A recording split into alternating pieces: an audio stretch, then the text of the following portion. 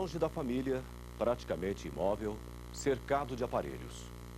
Tubos no nariz, na boca.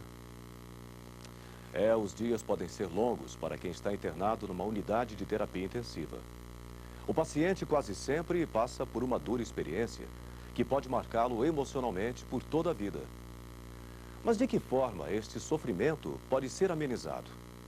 A resposta para esta pergunta é o tema do Medicina Brasil de hoje: a humanização na terapia intensiva. Você vai ver.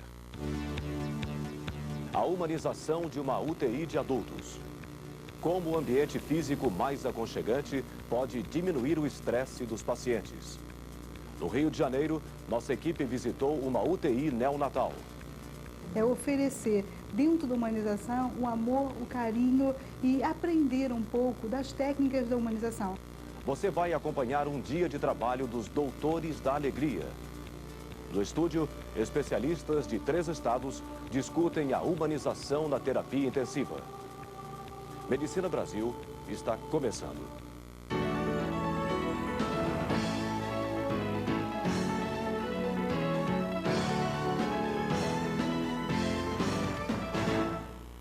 O paciente deve ser encarado como único. Devem ser levados em conta suas necessidades, valores e crenças. É importante estabelecer uma comunicação efetiva entre o paciente, familiares e a equipe de saúde. O paciente deve ser tratado com dignidade e respeito. Estes são alguns dos fundamentos básicos dos programas de humanização nas UTIs. Há 5 anos, um hospital em Duque de Caxias, no Rio de Janeiro, abraçou esta ideia. Solidariedade, compreensão, comunicação. Estes ingredientes fazem parte da rotina no serviço desta UTI. Tecnologia, profissionais preparados. Isto é o básico para qualquer unidade de terapia intensiva. Mas para cuidar do ser humano, é preciso ir além. O paciente de UTI está em estado crítico, mas continua sendo uma pessoa. Lúcida ou não, pessoa com mente e corpo. A vida depende como nunca da relação com o outro. À primeira vista, esta é uma UTI comum. O ambiente físico não tem nada de especial. Mas a grande diferença está na relação entre a equipe de saúde, os pacientes e os familiares deles. Bom, a UTI é um ambiente muito frio, né? Então a importância da humanização é transformar esse ambiente melhor para o paciente, né? Quer dizer, parar com aquela história de entrar no lugar e ter aquele ambiente frio, aquele tratamento frio. Não, ele se sentir realmente um paciente, não só um leito ou uma patologia deitada na cama, né? É transformar o doente numa pessoa comum que merece todos os nossos cuidados e de uma maneira mais intensiva. Todos os dias pela manhã, a mesma funcionária tem a tarefa de ligar para o responsável pelo paciente para dar as informações mais recentes sobre o estado de saúde dele. É ela também que procura saber as preferências de cada um, com o próprio doente ou com algum familiar. Os profissionais de saúde tratam o paciente pelo nome. Estamos limpando o pulmão aqui, tá? Espera só um pouquinho que já vai passar, depois a gente senta o senhor, tá? Para ajudar a memória, em cada leito está escrito o nome da pessoa que o ocupa. O trabalho da psicologia é junto com os pacientes, né, onde eu converso com eles, vou saber o que está acontecendo, como é que eles estão se sentindo, né, e o que eu posso ajudá-los.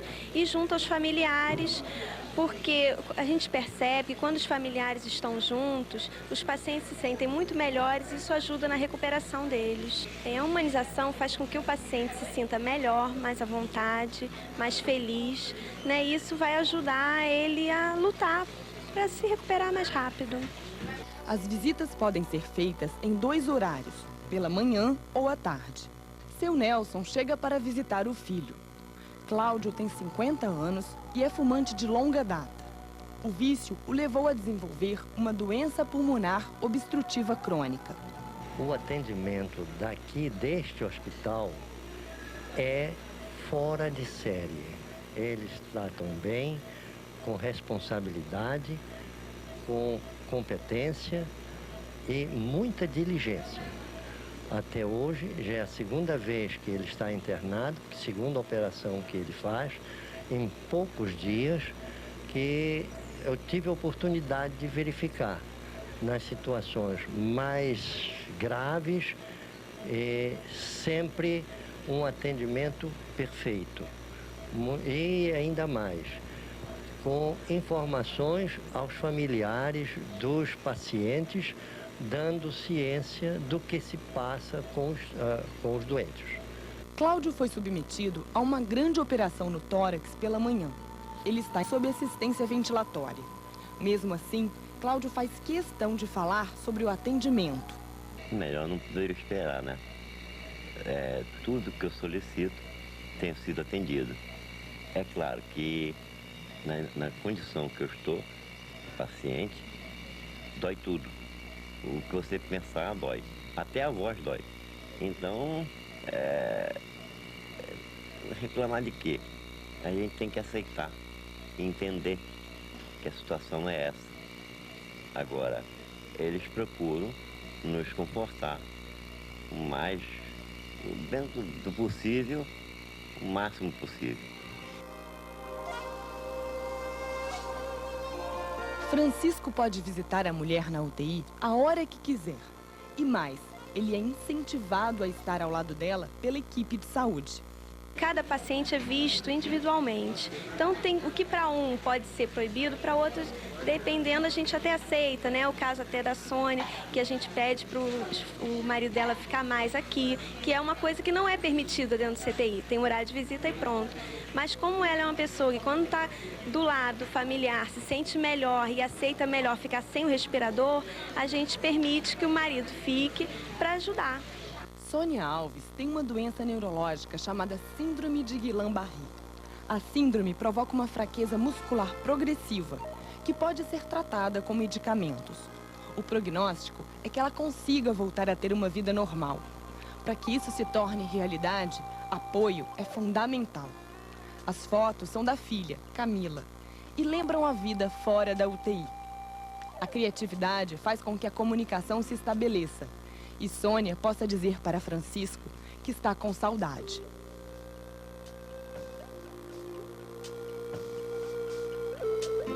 O que te agrada no atendimento?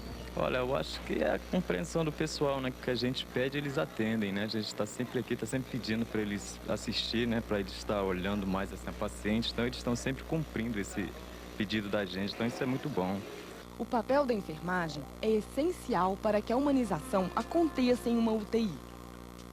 O papel da enfermagem é de grande importância, porque a enfermagem é que passa maior tempo com o cliente. Por que dizer maior tempo? Porque os técnicos de enfermagem, eles prestam os cuidados integrais aos doentes. E o enfermeiro presta os cuidados específicos. Portanto, ele passa a maior parte do tempo ao lado desse doente no box. Então, acho que o melhor momento de se ter empatia, da forma de empatia de verdade, é justamente na hora do banho no leito, em que o contato com o doente é maior, em que a privacidade desse doente é explorada, a privacidade desse doente também tem que ser levada muita importância. Então, nesse momento do toque, do tocar, do cuidar em si, é que é de vital importância para que a gente possa passar calor humano e dar o apoio emocional correto para esses clientes. Depois da visita do horário da tarde, a intensivista conversa com os familiares sobre o estado de saúde dos doentes. Nesta hora, todas as dúvidas podem ser tiradas e informações conseguidas com o médico responsável. A procura de aperfeiçoamento do serviço é uma constante. Através de reuniões de avaliação mensais com toda a equipe, são feitas tabelas para verificar o que está funcionando ou não. A avaliação é baseada em pesquisas de satisfação feitas com os pacientes que já estão no quarto. A funcionária conversa com os pacientes para saber o que os confortou ou incomodou durante a permanência na UTI. Além do calor humano, outro fator importante para humanizar uma UTI é o ambiente físico. Conheça agora duas histórias diferentes que provam que com muito ou pouco dinheiro é possível transformar uma UTI num lugar mais aconchegante. O Dr. Marcos Knibel é responsável por 3 unidades de terapia intensiva no estado do Rio de Janeiro. No início dos anos 90, Dr. Knibel se perguntava como seria possível humanizar o ambiente de uma UTI. A resposta chegou através da ergonomia. Uma atividade que procura tornar o ambiente de trabalho o mais confortável e funcional possível para o homem. O primeiro CTI modificado por causa das ideias do Dr. Knibel foi o da Santa Casa, no Rio de Janeiro. A Santa Casa foi pioneira na humanização do ambiente físico de um CTI no Brasil. O ano era 1994 e o dinheiro, pouco. A solução foi simples, barata e eficiente: pintar as paredes. A equipe se cotizou para comprar as latas de tinta. O bege total de antes deu lugar a paredes coloridas, onde predominam o lilás e o azul. O CTI da Santa Casa é totalmente fechado. O problema do confinamento foi amenizado com uma grande janela pintada na parede e desenhos de natureza. O teto ganhou cores e formas para diminuir a monotonia dos pacientes que ficam horas e horas olhando para cima. É agradável, né? É importante a gente ter um ambiente de trabalho assim que a gente sinta agradável, que os doentes também sintam bem, né? Muitos vêm para cá em insuficiência respiratória, em coma, que não têm noção para onde estão sendo levados. Quando eles acordam, dão de cara com um ambiente desse, né?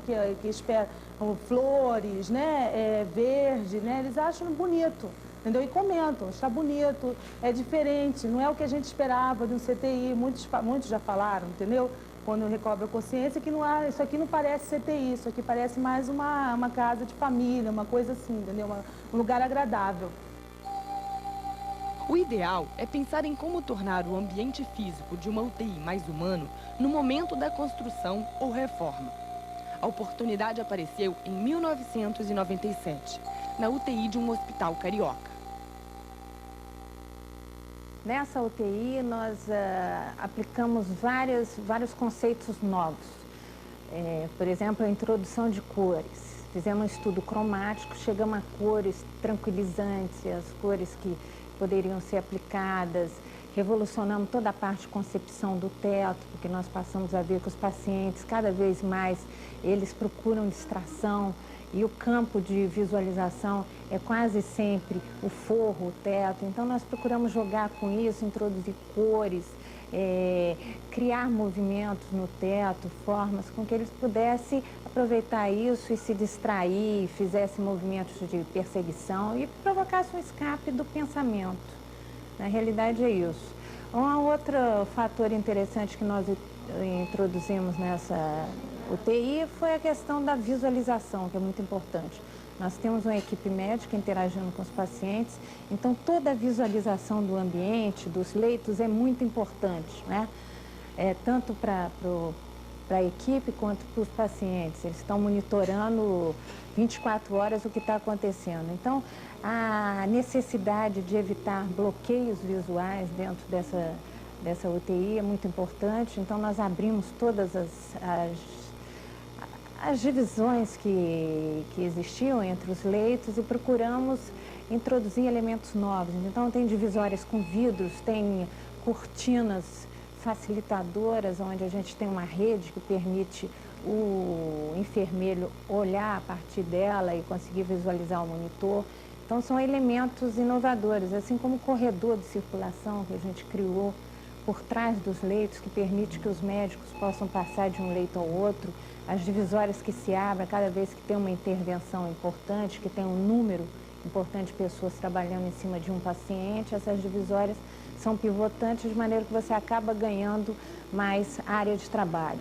E também tem um dado bastante interessante que é os facilitadores. A gente via nos estudos que nós fizemos em campo que as pessoas levavam muitos santinhos, flores e colocavam durex, tentavam fixar junto à cama para poder melhorar a convivência ali dentro daquele CTI. Então, nós formalizamos, criamos quadros, painéis, onde as pessoas podem introduzir tanto santinhos quanto fotografia dos familiares, para ela se sentir mais próxima dentro de um ambiente mais aconchegante. A enfermeira-chefe aprova as mudanças.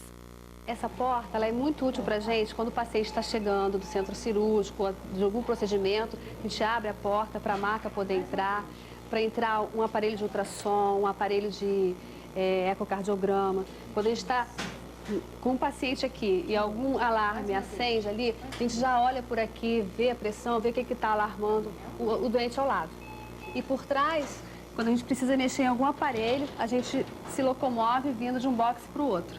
Para mexer em algum alarme de algum aparelho, mudar um parâmetro rapidinho, se ele tiver em apneia, por exemplo, a gente muda o parâmetro rapidinho do aparelho. Circula até por trás para ligar um fio que tenha soltado da tomada. Então essa porta, a função dela é essa, a praticidade dela é essa. Mesmo ela sendo assim, o doente ele tem privacidade, porque o doente está deitado, ele não está vendo o que está acontecendo aqui, mas a gente em pé consegue ver. No próximo bloco, vamos falar sobre humanização da UTI neonatal. Você vai conhecer também o trabalho dos Doutores da Alegria. A gente volta já.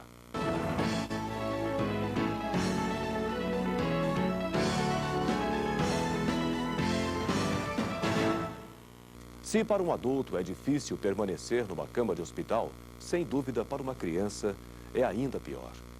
Transformar o ambiente hospitalar em um local mais adequado para as crianças internadas é uma iniciativa que já chegou a vários países.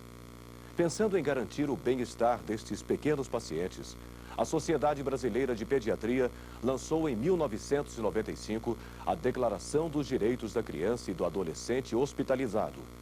Veja quais são os principais artigos. A criança tem direito à hospitalização para tratamento sem distinção de classe social, condição econômica, raça ou crença religiosa. Direito a ser acompanhada pelos pais ou responsáveis durante todo o período de hospitalização. Direito de não ser separada de sua mãe ao nascer. Direito de receber aleitamento materno sem restrições. Direito de não sentir dor quando existir meios para evitá-la. Direito de desfrutar de alguma forma de recreação e de acompanhar o currículo escolar durante sua permanência hospitalar. Direito a que seus pais ou responsáveis participem ativamente do seu diagnóstico, tratamento e prognóstico. Direito à proteção contra qualquer forma de discriminação, negligência ou maus tratos. Direito à proteção, à vida e à saúde. A humanização na terapia intensiva é uma iniciativa que começou no início desta década no Brasil. Hospitais de diferentes estados, como Rio de Janeiro, São Paulo, Ceará, Pernambuco, Paraná, Bahia e Rio Grande do Norte, optaram pela humanização. Alguns hospitais já podem até avaliar o que a tecnologia aliada à humanização representou para os pacientes hospitalizados. Há 8 anos, adotando a humanização, uma clínica perinatal do Rio de Janeiro constatou que com a iniciativa é possível salvar mais vidas. A sensação é de que se está em casa. A mãe amamenta o filho, aconchega no colo, olha com ternura, dá banho. Só que todas essas cenas estão acontecendo em uma UTI neonatal. Eu acho a coisa maior do mundo estar com meu filho aqui. E para mim é uma pessoa muito especial. Eu não consigo ficar sem ele. Vou para casa e vou chorando. O serviço desta UTI neonatal no Rio de Janeiro tem 2 objetivos básicos: incentivar a manutenção da relação mãe e filho e minimizar o estresse dos recém-nascidos. A equipe procura diminuir o manuseio e a dor. Quando o procedimento invasivo é necessário, a enfermeira consola o bebê com a chupeta. A luz é dosada de acordo com a necessidade do que se está fazendo no momento. O barulho é o menor possível. Na nossa experiência, com esses recém-nascidos extremamente prematuros, nenéns abaixo de 1 quilo, os nossos resultados só começaram a melhorar quando nós aliamos essas 2 coisas, tecnologia e humanização. Nós temos uma grande vantagem, que nós trabalhamos com a mesma equipe há mais de 12 anos. Isso facilita muito as coisas porque todo mundo compartilha e é cúmplice desse projeto. Certo? Nós temos visto, às vezes, médicos novos que ingressam na nossa equipe, eles muitas das vezes eles priorizam mais a tecnologia do que a humanização. Mas com o tempo eles vão vendo que há maneiras diferentes de se tratar a mesma patologia, o mesmo doente. Nesta equipe de saúde, ninguém fica à toa. Quando o profissional não tem nada de específico para fazer, ele está sempre com o bebê no colo. Por que vocês fazem assim? É uma maneira de você pegar, dar aconchego para o seu bebê, né? Transmitir carinho através desse apego e transmitir calor para ele enquanto a mamãe não chega. É importante você poder estar perto do seu neném? É, porque ela, assim, ela reconhece a gente, sabe? Então é importante não só pra gente, pra ela também, né? Que ajuda, assim, ela a melhorar mais rápido. Não consigo deixar de vir ver ela. Por que é importante? Porque eu amo ela. Então, eu gosto de ficar do lado dela direto, tento ajudar ela, queria estar com ela a todo momento. Eu tô no trabalho, fico pensando nela, pensando na mãe dela também, como elas estão. Eu fico preocupado até ela ir para casa. Não adianta. Hoje é dia de alta para a pequena Paloma. Quem a vê forte e saudável não imagina a lista de problemas que enfrentou. Foram inúmeros, inclusive insuficiência respiratória grave com 15 dias no respirador. Os desafios agora são outros. Paola, a mãe, tem apenas 17 anos. Marcos, o pai, 18. Por isso, mais do que nunca, as orientações da enfermeira sobre como cuidar do bebê são preciosas. Paola aprende a amamentar, a dar banho, cuidar da filha. O pai é incentivado a ajudar. Assim, você.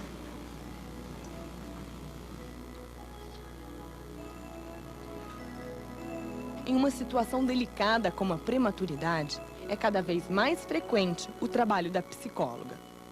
Bom, eu acredito que o psicólogo dentro do UTI neonatal, ele deve se preocupar junto da equipe, porque ele trabalha em equipe, descobrir quais são os caminhos e quais são as formas de atender melhor a família que nos procura, a família que se recebe quando um bebê vem até nós para ser cuidado. E nós aqui na perinatal, nós estamos dando muita prioridade para a família como um todo. E não apenas para a mãe, que é a pessoa que a gente sabe que nesse momento está bastante fragilizada, mas também para o pai, que é o primeiro que toma contato com toda essa realidade. A mãe, logo após o nascimento, ela precisa de um período de descanso. E o pai que assume toda a parte da internação do bebê, do primeiro conhecimento da equipe, do primeiro reconhecimento do local. Então, essa é uma das nossas preocupações.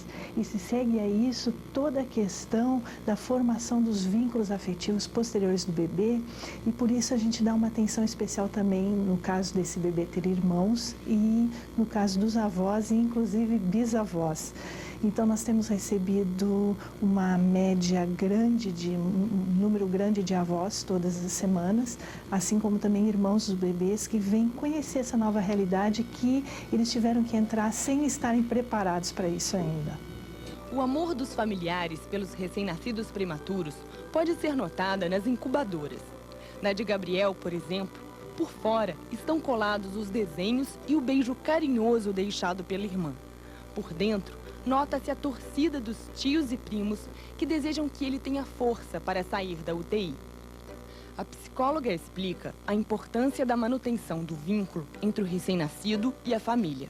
Você poderia pensar tanto na saúde orgânica como na saúde emocional. Tá?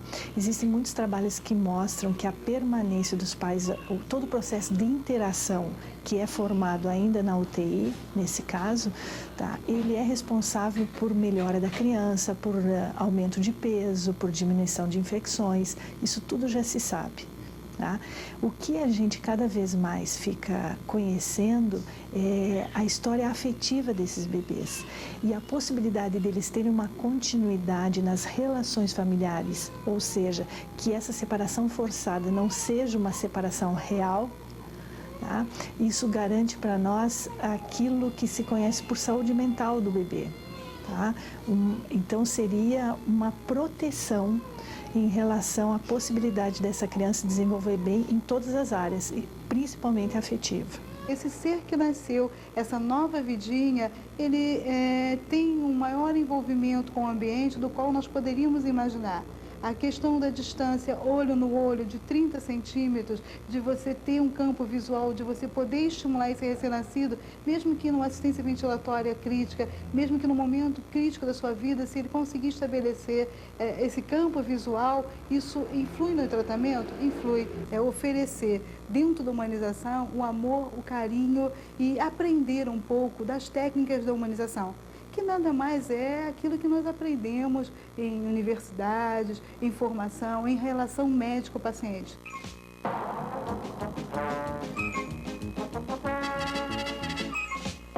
UTI não é lugar de palhaço, disse a médica severamente.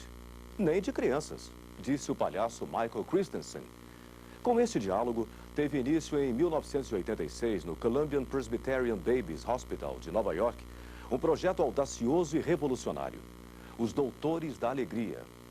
O palhaço Michael se apresentava com outros artistas do circo numa comemoração do hospital, quando pediu para visitar também as crianças internadas que não puderam participar do evento. Ali nascia o Clown Care Unit, um grupo especialmente treinado para levar alegria às crianças internadas nos principais hospitais de Nova York. A ideia chegou ao Brasil em 1991. Hoje, com 25 integrantes, os Doutores da Alegria brasileiros atuam em 9 hospitais. A equipe do Medicina Brasil foi conhecer de perto este trabalho. Com vocês, os Doutores da Alegria em ação. O Hospital Municipal Jesus, no Rio de Janeiro, atende apenas crianças. A equipe de saúde conta com a participação de 2 doutores diferentes. O doutor Escriche e a doutora Leonora têm a mesma especialidade: besteirologia. Para exercer a profissão, eles precisam de instrumentos específicos, como uma galinha de plástico e um violão. Na verdade, eles fazem parte de um projeto chamado Doutores da Alegria. São atores profissionais que visitam as crianças nos hospitais. O objetivo é substituir no imaginário infantil as imagens traumáticas da internação por atuações alegres e engraçadas. O projeto é financiado por uma empresa privada e contribuições voluntárias. Durante 6 horas, 2 vezes por semana, o Dr. Escriche e a doutora Leonora levam magia, fantasia e emoção para as crianças hospitalizadas. Eles percorrem todo o hospital, inclusive a unidade de terapia intensiva.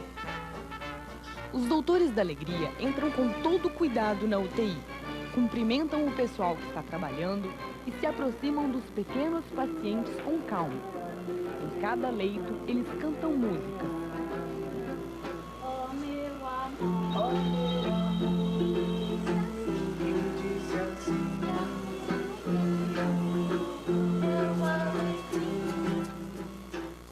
Falam carinhosamente com os bebês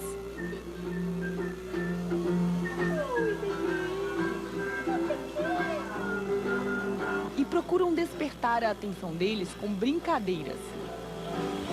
Ao todo, existem 25 destes doutores especiais no Brasil.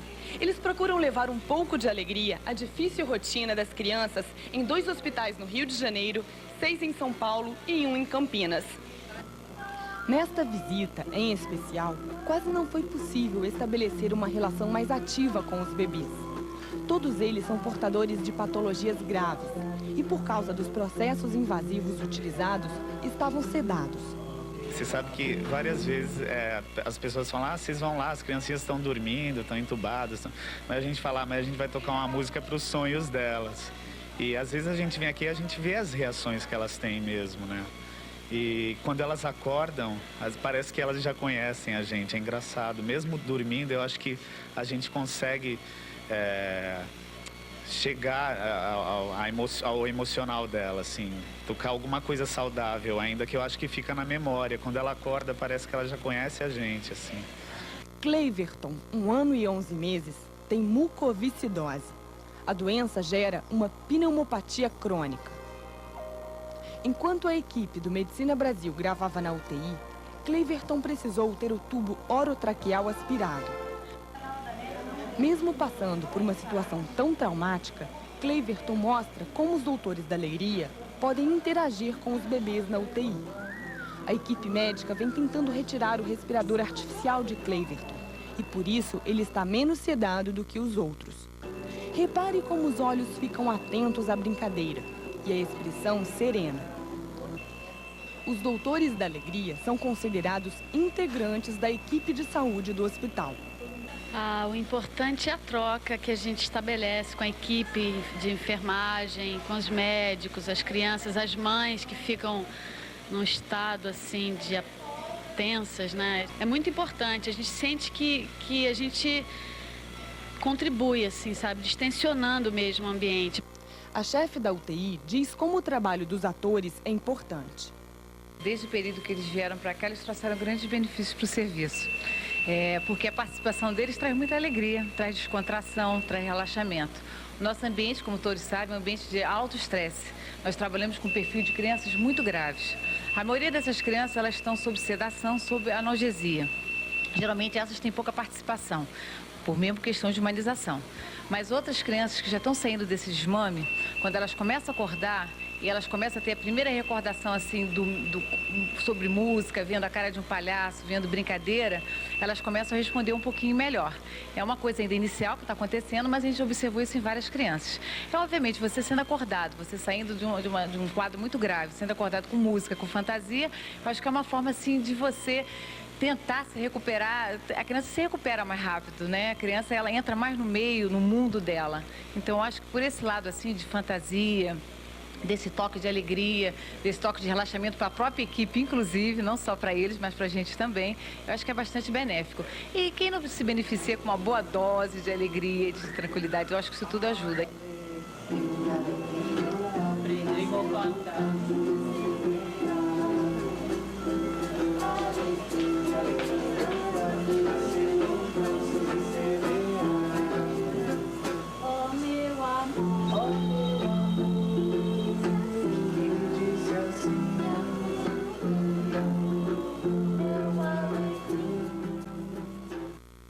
A humanização na terapia intensiva é também o tema do debate que você assiste no próximo bloco.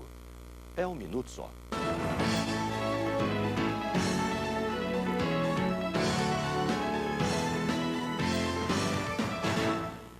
Neste bloco, especialistas de 3 estados discutem a humanização na terapia intensiva. A coordenação do debate é do Dr. Marcos Knibel, médico clínico intensivista e presidente da Comissão de Controle de Qualidade em Terapia Intensiva da Associação de Medicina Intensiva Brasileira. Dando continuidade ao tema de humanização em terapia intensiva, estamos hoje com 2 convidados. Dr. André Guanais, que é médico clínico intensivista, responsável pela UCI do Hospital Santa Amaro, Salvador, Bahia, e é o atual presidente da Sociedade de Terapia Intensiva da Bahia. E a doutora Maria Alice Novaes, que é psicóloga, coordenadora do setor de psicologia do Hospital Israelita Albert Einstein e especificamente do CTI do Hospital Israelita Albert Einstein, e presidente da Comissão de Humanização da Associação de Medicina Intensiva Brasileira, AMIB. O tema humanização em terapia intensiva, quando se coloca esse tema em foco, já a primeira pergunta que nos vem à cabeça, e sempre nos veio à cabeça, é interessante, vamos humanizar humanos, né? Então eu gostaria, e isso cria uma certa complicação em quem está observando e quem está pensando no tema, mas de qualquer forma, nós depois de muito discutirmos, conversarmos, etc., já temos uma ideia geral do que seja realmente humanizar. O que é humanizar um centro de terapia intensiva? Eu pediria então ao André que, em linhas gerais, conceituasse o que hoje nós consideramos humanização em terapia intensiva. Esse termo veio realmente como um aspecto de os profissionais começarem a se interessar, a se preocupar em poder fazer desta unidade, a unidade de terapia intensiva, que eu prefiro denominar unidade de cuidados intensivos, em um ambiente menos estressor, em um ambiente mais agradável possível. Nós sabemos que essa preocupação se deveu e tomou, digamos assim, de maneira mais intensa o público a partir daquela reportagem que saiu na capa da Veja, todos devem se lembrar, quando da saída do Darcy Ribeiro, daqui no Rio de Janeiro, você pode até comentar esse fato, de uma das unidades de terapia intensiva, e se saiu uma capa na Veja, se vocês recordam assim, UTI, corredor da morte. Isso realmente eu acho que teve um lado, como tudo, bom e ruim, porque nos fez realmente acordar para um fato. Todos nós, digamos assim, nos chateamos, mas há um pouco de verdade nisso e, evidentemente, um pouco de desinformação. Mas isso foi bom que nos alertou. Mas humanizar, para a sua pergunta objetivamente, antes de tudo, nós estamos preocupados em tratar o indivíduo como pessoa na sua integridade, como homem, tendo o homem como centro, daí veio o humanismo, centro das atenções, o homem em todos os valores morais, isso o que há de mais nobre, fraternidade, igualdade, amizade, amor, tudo isso.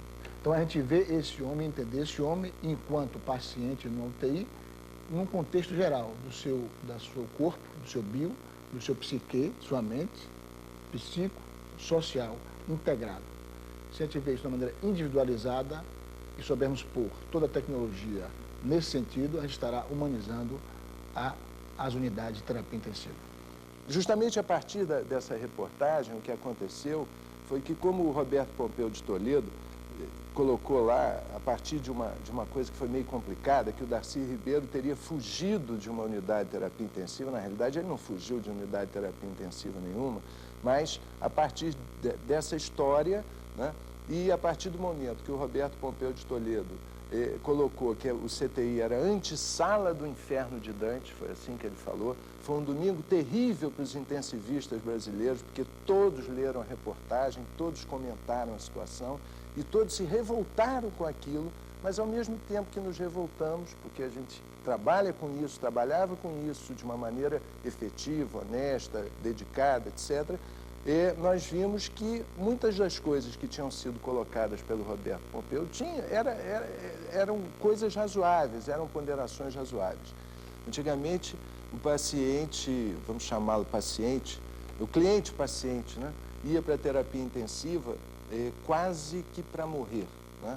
Então, quando era colocado para a família que alguém ia para a terapia intensiva, a família, então, se convencia de que faltava pouco. Eram os últimos momentos desse doente. E o doente era, então, colocado dentro da unidade, ali era fechado, a família dava, eventualmente, um adeuzinho, através, em geral, as UTIs eram como se fosse um aquário, com um espelho e tal.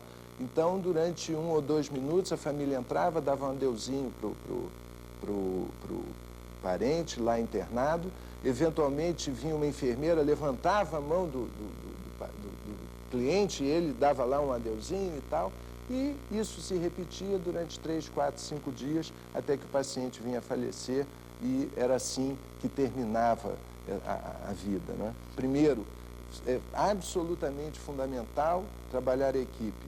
Segundo, é absolutamente fundamental que o artista principal, em função de quem nós vivemos, é o paciente, é quem está internado.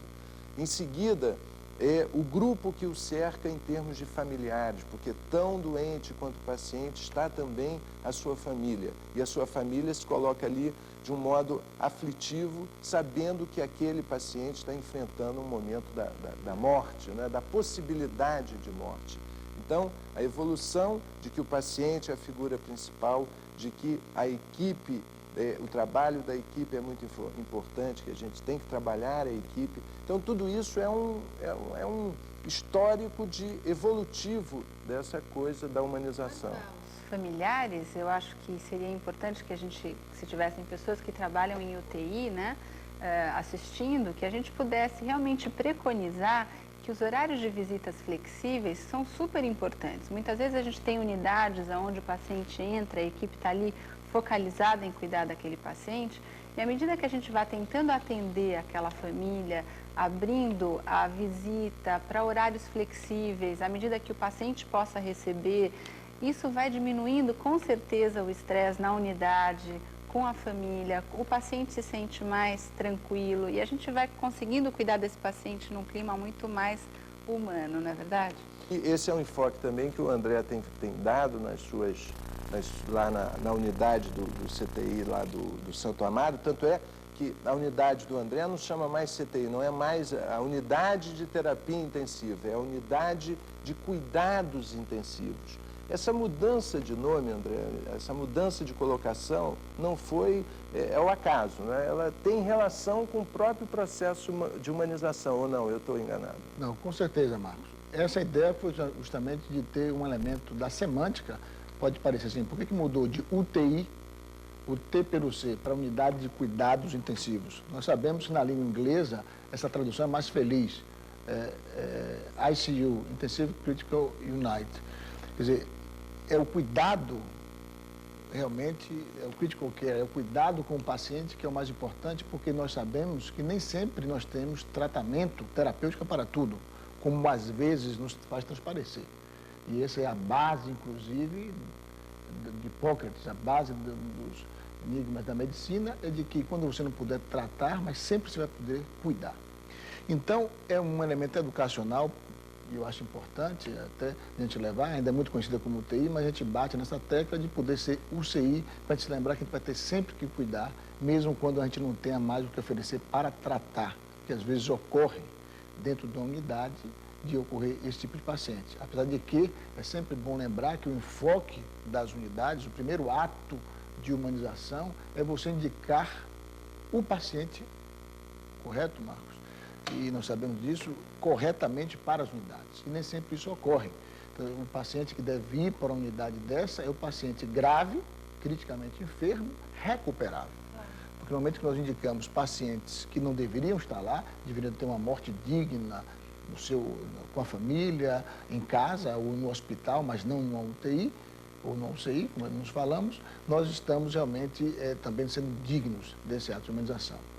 Quanto a esses aspectos... É a humanização do próprio processo da morte. Do próprio processo da morte. Havia muito a colocação de que o intensivista ele tinha obrigação de deixar o paciente vivo, né? Essa era a primeira noção que havia. Hoje, cada vez mais, nós temos certo na cabeça, nós precisamos deixar o paciente vivo com alguma qualidade de vida. Não adianta ele estar vivo sem qualidade de vida.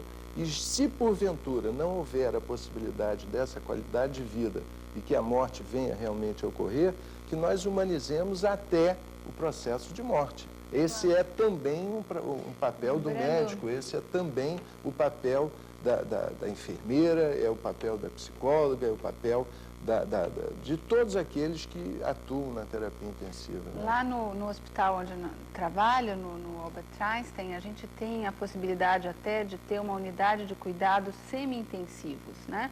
Onde esses casos, por exemplo, onde os pacientes já estão numa situação que a gente poderia dizer de terminal ou final, onde não teriam uma condição de você estar atendendo realmente aquele paciente, que ele possa ir para um quarto privativo, onde ele fique com a presença de uma família, de um familiar permanentemente junto com ele, e que aí seria, quer dizer, até o desenvolvimento de uma UTI para uma unidade de cuidados semi-intensivos, onde a pessoa possa ter realmente uma morte digna. André, bom, tem muito aqui para nós conversarmos sobre isso. É realmente um assunto para nós que vivemos na terapia intensiva, é muito rico, é palpitante, é o assunto do momento.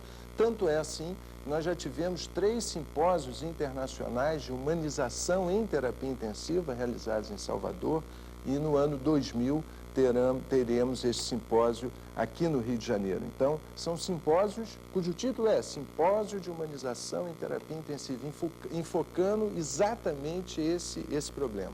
Mas eu gostaria, André, que você, em duas frases, ou em 3, eu sei que você é muito competente para dar o sentido assim resumido do pensamento, o que significa realmente, para que fique um recado para quem está nos assistindo. O que é humanização em terapia intensiva?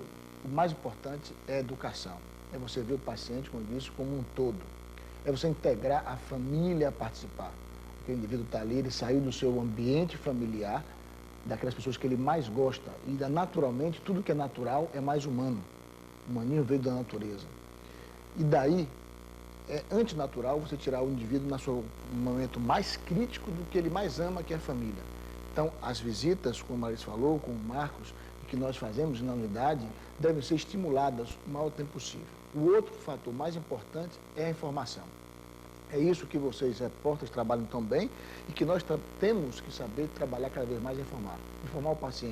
Informar o paciente da sua, quando ele pode, a família, da sua doença, do que está ali, do que é aquele ambiente. Porque quando ele entra naquele ambiente é como se um indivíduo, se pegasse um índio ou pegasse um indivíduo, né, do interior que entrasse numa cabine de um avião cheio de tecnologia, ele vai ficar estressado, ele não sabe o que é aquilo. Mas se você informa antes o que é, ele sabe que aquilo é para o bem dele e ele está informado sobre a família, ele estará realmente muito menos estressado. Então, isso é humanizar. Muito bem, Maria Alice, em uma frase, o que é humanização em terapia intensiva para você? Então, humanização, acho que em uma frase seria resgatar as características próprias do ser humano, né?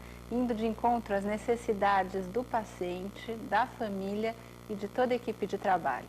Acho que é isso. Eu costumo resumir a humanização dizendo o seguinte: não há quem nesse mundo, se eu estiver sabendo o que está acontecendo, a não ser que eu esteja sedado, mas não estando sedado, não há quem me coloque num lugar nu, frio, sem que os meus familiares possam me visitar ou sem que um filho ou minha mulher possa estar comigo. Não há quem me faça entrar neste centro de tratamento com essas características que eu acabei de citar. Eu acho que nós todos não aceitaríamos isso de forma alguma.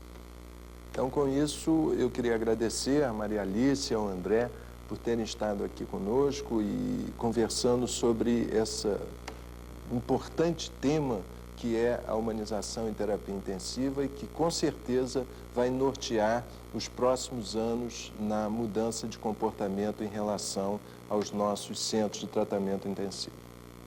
Medicina Brasil acaba aqui com a certeza de ter levado até você educação médica continuada de qualidade. Medicina Brasil, prestigie mais esta iniciativa do Conselho Federal de Medicina. Até a próxima.